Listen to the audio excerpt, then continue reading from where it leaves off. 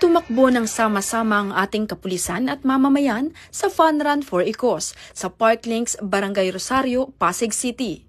Pinangunahan mismo ng Chief PNP, Police General Nicolas D. Torre III bilang lead runner. Kasama rin sa makabuluhang aktibidad ang command group ng NCRPO sa pangunguna ng Regional Director, Police Major General Anthony A. Abirin at Force Commander ng Regional Mobile Force Battalion NCRPO, Police Colonel Celso M. Rodriguez. Mula sa 10 kilometro, 5 kilometro hanggang 3 kilometrong kategorya, hindi lamang lakas at stamina ang ipinamalas ng mga lumahok, kundi pagkakaisa, malasakit at dedikasyon para sa bayan.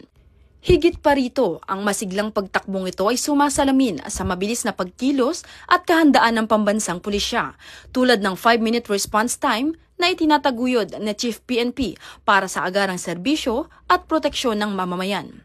At patuloy itong pinagtitibay ng liderato ni Police Major General Anthony A. Abirin sa ilalim ng kanyang AAA Policy Framework at 5 Guiding Principles.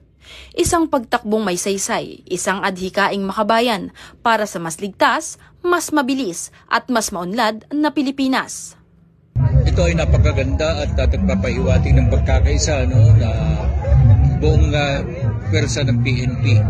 At napakaganda ng ganitong isang event na kung saan makikita natin yung stamina ng bawat isa at kahandaan ng bawat isa. Ito ay preparasyon para sa pagtugon sa anumang responde. Ito nga sobrang fulfillment sa feeling na makatakbo ako ulit at dito pa sa Run with the Chief together with our Chief PNP and my fellow police officer. At shout out nga pala sa mga buddy ko na nag-aya sa akin na tumakbo ulit at nagpabalik ng determinasyon ko na tumakbo ulit. Easy run, di ba? What next? Mula po dito sa Parklinks, Pasig City, ako po ang inyong Police News Network Correspondent, Patrol Woman Bungo, alagad ng batas, tagataguyod ng balitang pulis.